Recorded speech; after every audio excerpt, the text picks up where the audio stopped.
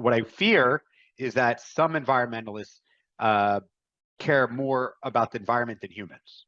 What are your thoughts? I think that that's an unfair characterization. I think we finally reached an issue, we're going to not agree.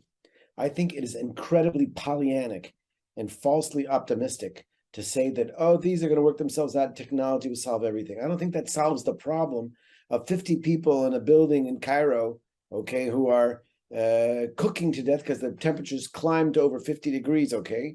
And they didn't have the difference between life and death was having an air conditioning. They didn't have air conditioning. They were too old to get out of their things, and there was no elevator working for them, and they couldn't get out. Those kind of things are going to happen. Now you can say, well, they could have had an air conditioner, and they could have. And there's ways we can, hopefully technologize, but to the worst impact of this. But the fact of the matter is that right now, as we speak, there's a heat wave in Greenland, and 8 billion tons of water every day are melting, okay? And there is 600,000 kilometers large, third of it is melting, okay? And that's going to have implications. The sea level is going to rise. That means that a place like the Maldives is going to disappear. 1,200 islands, I think 80% will be gone within 30 years, okay? So, and although it would be nice to say, well, this is a slow-moving problem, I think you're kind of locked in the reality that existed in the 20th century. Today, we see such rapid, all the predictions of the climate modelers are coming true. They're just coming true a lot faster. And okay, look, that's interesting.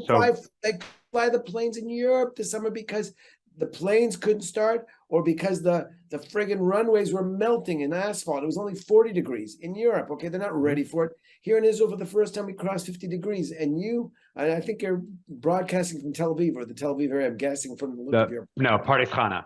Pardes Chana, okay. Well, Pardes Chana, but let's talk about Tel Aviv, what it means to be in a city that has gone up 2 degrees. Here we are, and there's still pretty damn hot in September. It's cooling off a little now, but we just finished August here. We know how hot it gets, okay?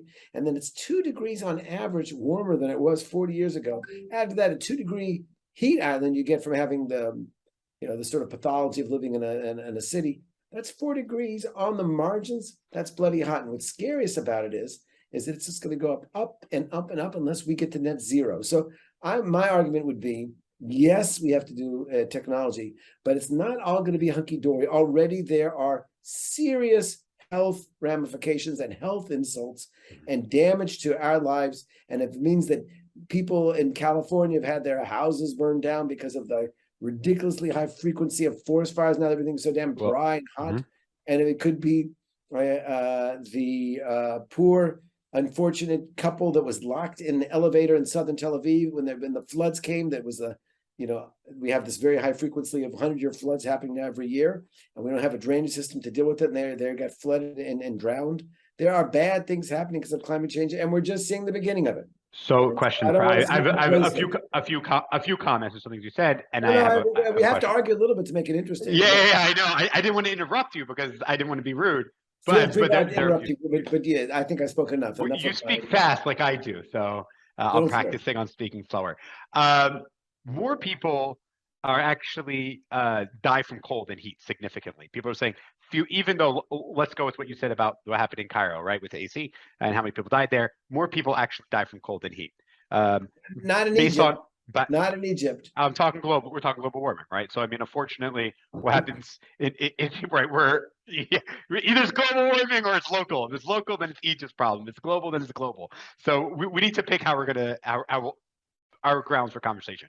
So more people die in cold. They're saying actually fewer people are going to die as I'm not advocating for this, of course, but I'm a devil's advocate.